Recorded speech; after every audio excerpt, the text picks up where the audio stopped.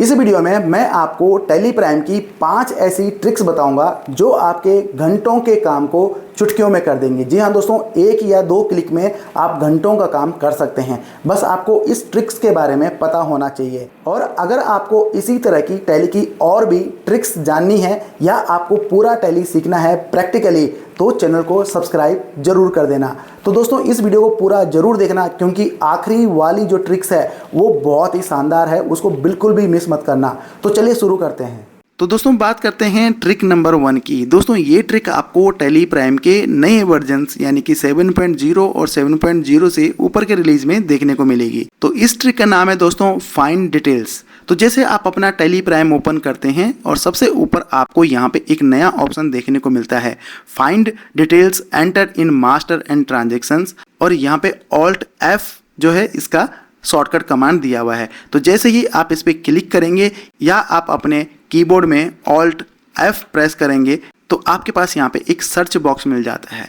अब ये search box काम क्या करेगा? ये सर्च बॉक्स आपकी एंट्रीज में या आपके लीजर्स में, स्टॉक आइटम्स में, कहीं पर भी आपने कोई चीज़ आपने टाइप किया है यानी कि कोई भी चीज़ आपने डाली हुई है और आप उसको सर्च करना चाहते हैं, तो आप यहाँ से सिंपली यहाँ पे टाइप करके आप सर्च कर सकते हैं। फॉर एग्जांपल मैंने किसी एंट्री में कुछ डाला है लेकिन मेरे को याद नहीं है वो मैंने एंट्री में डाला है, ये स्टॉक आइटम में डाला है या मास्टर में डाला है, या मैंने कौन सी एंट्री में कैसे डाला है। लेकिन मैं यहाँ पे सिर्फ वो टाइप कर दूंगा कि मुझे इतना याद है कि भाई मैंने डाला है, अब कहाँ डाला है, क्या डाला है, कैसे डाला है मुझे नहीं पता। तो मैं सिंपली यहाँ पे फाइंड में सर्च बॉक्स में टाइप कर दूंगा। तो जो मैंने फाइंड करना है, मैंने करना है कोटेशन, मैंने कहीं डाला हुआ है लेकिन मेरे को याद नहीं है, तो मैंने इसको एंटर किया, कोटेशन से इसने सर्च किया और यहाँ पे ये उस एंट्री को लेके आ गया जिस एंट्री में मैंने ये लिखा हुआ था। तो वो एंट्री को अगर मैं यहाँ पे एंटर करूँगा तो यहाँ पे देखिए मैंने नरेशन में लिखा हुआ है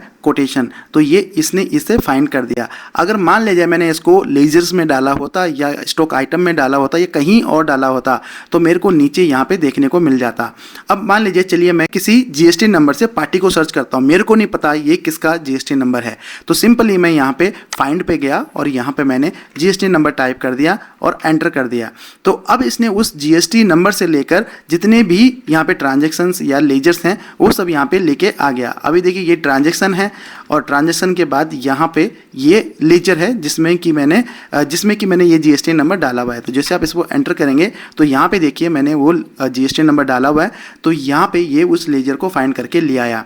अब यहाँ पे आप कहेंगे कि इसका यूज़ तो हम फिल्टर से भी कर सकते हैं, लेकिन फिल्टर एक अपनी जगह है, ये बिल्कुल स्मार्ट फाइंड है। आप यहाँ से जैसे आप यहाँ पे डालेंगे ये आपके पूरे टैली में सर्च करेगा, चाहे वो आपकी स्टॉक आइटम, लीजर्स, ट्रांजेक्शन्स, कहीं पे भी आपने कुछ डाला है वो आपने यहाँ पे टाइप कर दिया तो उससे रिलेटेड जो भी चीज़ है वो आपको यहाँ पे फाइंड करके ले आएगा। अब ये सिर्फ इसी कंपनी में काम नहीं करेगा। अगर आपने यहाँ पे 5 कंपनियाँ, 6 कंपनियाँ, 7 कंपनी, जितनी भी कंपनीज आपने यहाँ पे एक साथ ओपन करके रखी हैं उन सभी कंपनीज के अंदर से ये फाइंड करके लाएगा और बताएगा कि भाई ये आपने इस जगह में, इस पर्टिकुलर फील्ड में आपने ये चीज़ डाली हुई है जिसको कि आप फाइंड कर रहे हैं। तो है ना कमाल का फीचर। तो अगर आपको इस फीचर के बारे में पता था तो मुझे कमेंट बॉक्स में लिखना जरूर कि आपको इसके बारे में पता था या नहीं था। अगली जो ट्रिक है दोस्तों ये बड़े कमाल की है, ये आपके घंटों का काम चुटकियों में कर देगी।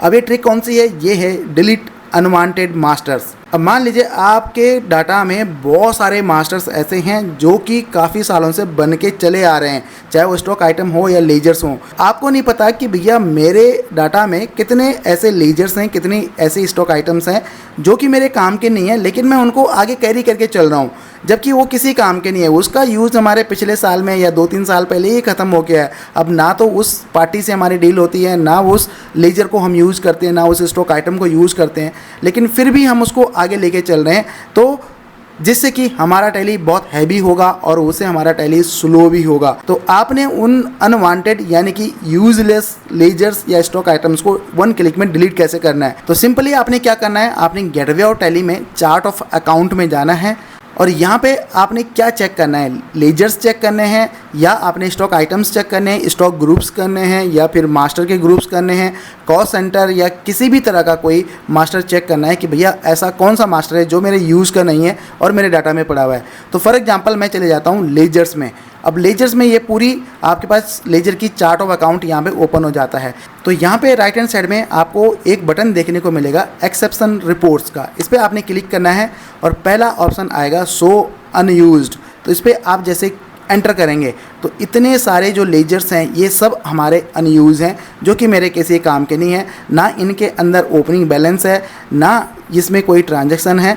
तो इसको अब मैं यहाँ पे डिलीट कर सकता हूँ। हाँ, ये क्लियर है कि यहाँ पे जो भी अनयूज में जो भी मास्टर्स आएंगे, जो भी लेजर्स आएंगे या जो भी स्टॉक आइटम्स आएंगी, वो आपके कहीं पे भी यूज़ नहीं हो रही हैं। तो यहाँ पे इन सबको एक साथ सेलेक्ट करने के लिए और डिलीट करने के लिए आपको क्या करना पड़ेगा, तो यहाँ पे आप एक शॉर्टकट कमांड का इस्तेमाल कर सकते हैं, कंट्रोल स्पेस अगर आप प्रेस करेंगे तो ये सारे के सारे लेजर्स आपके सेलेक्ट हो जाएंगे और अब आप इसको वन क्लिक में डिलीट कर सकते हैं। तो अगर आपको शॉर्टकट कमांड याद नहीं भी है तो सिंपली आप यहाँ पे देखेंगे सेलेक्ट पे, यहाँ पे क्लिक करेंगे और यहाँ पे सेलेक्ट ऑल पे क्लिक कर देंगे।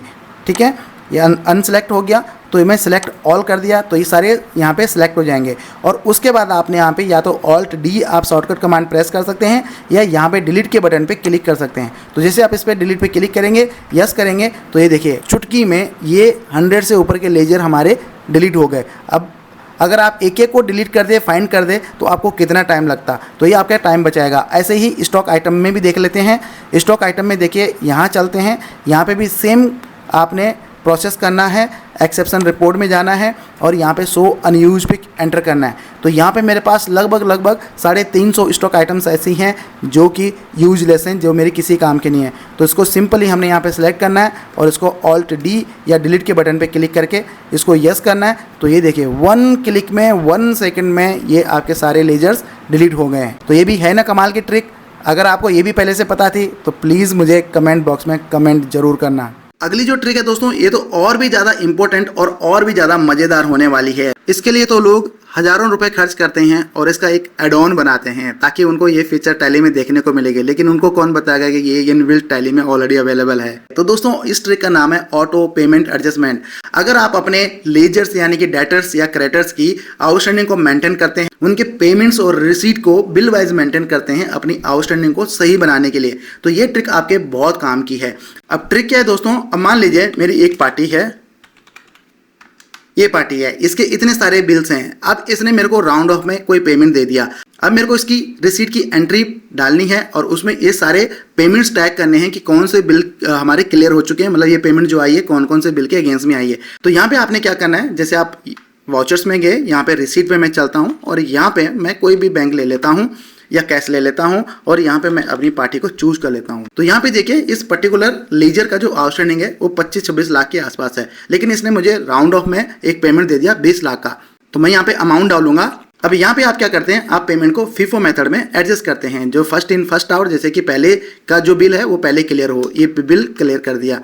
उसके बाद दूसरा बिल 8 नंबर बिल है, इसको क्लियर कर दिया। फिर यहाँ पे तीसरा बिल है 9 नंबर बिल, इसको क्लियर कर दिया।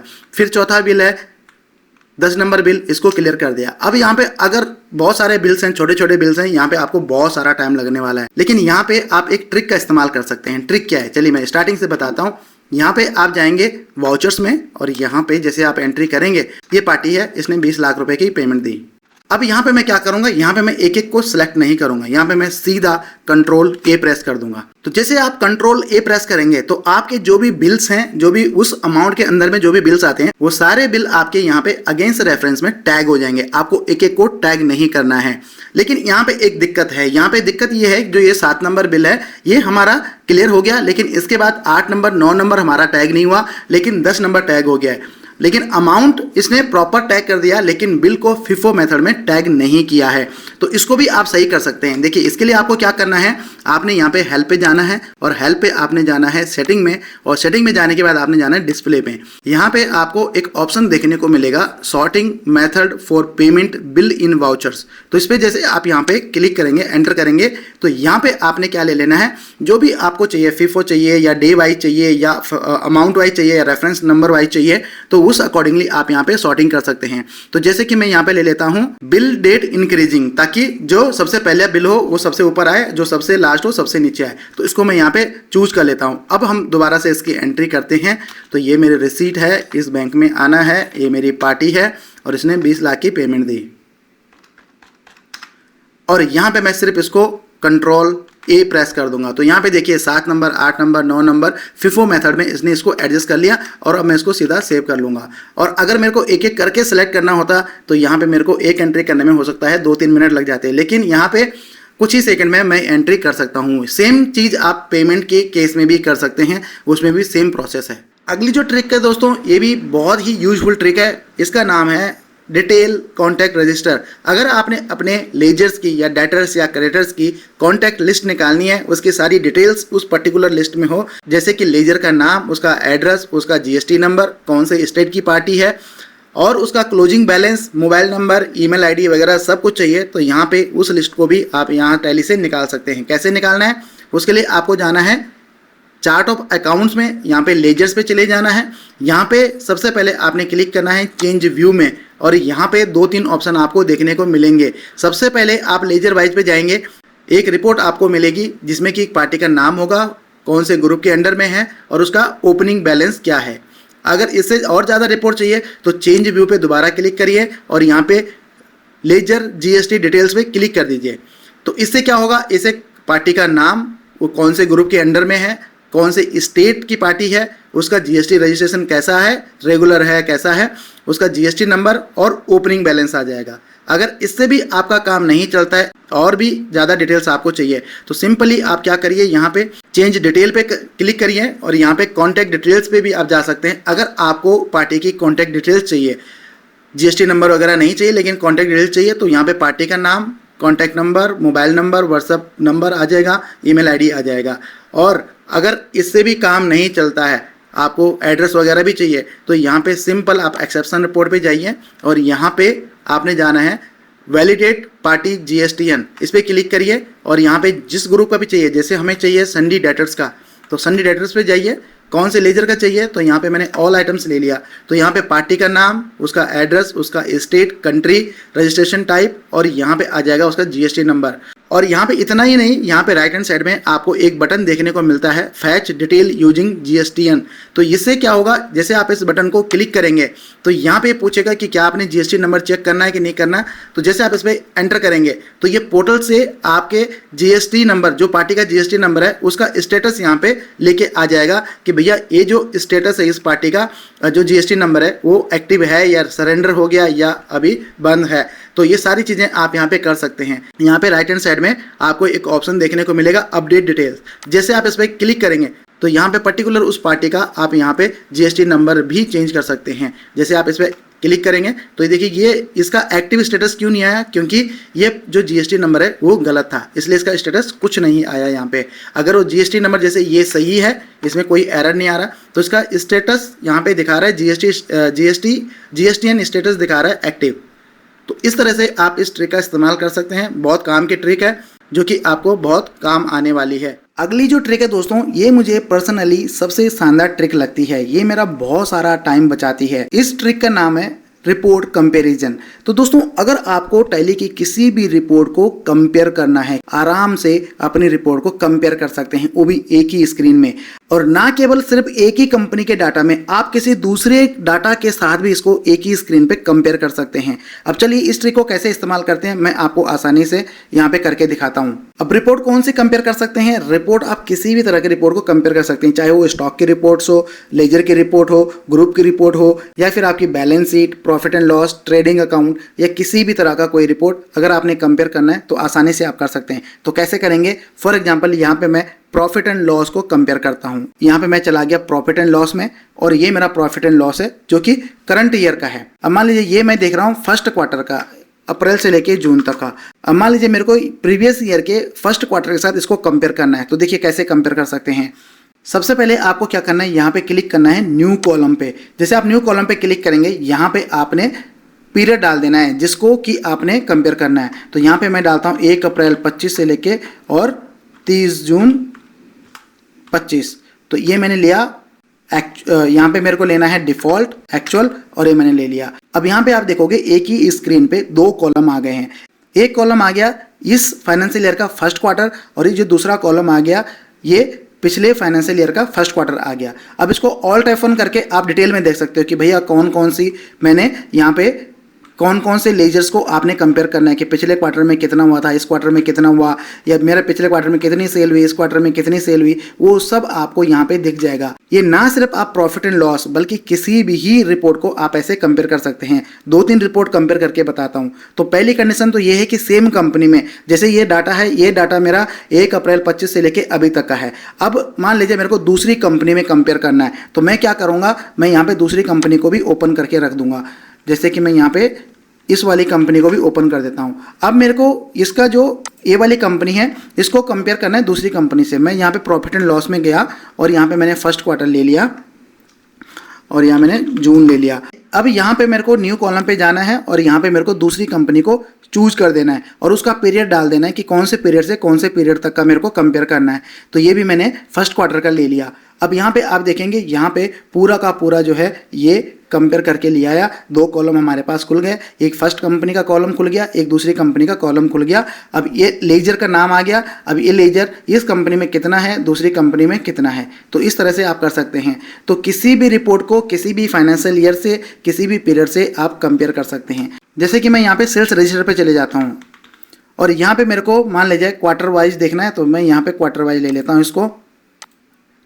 अब मेरे को इसको कंपेयर करना है किससे, दूसरी कंपनी से या पिछले फाइनेंशियल ईयर से। तो मैं यहाँ पे न्यू कॉलम पे क्लिक करूँगा और यहाँ पे अगर इसी कंपनी से देखना है तो इसी कंपनी का पीरियड डाल दूंगा, 1 अप्रैल 25 से 30 जून 2025। ये मैंने डाल दिया।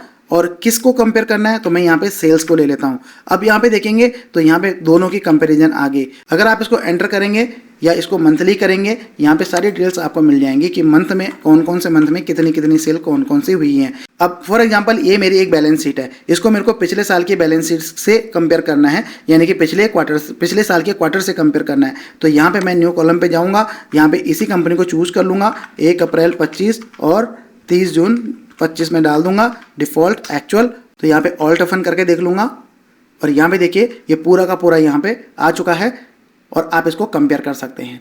तो दोस्तों ये ट्रिक आपको कैसे लगी मुझे कमेंट बॉक्स में कमेंट करके ज़रूर बताना।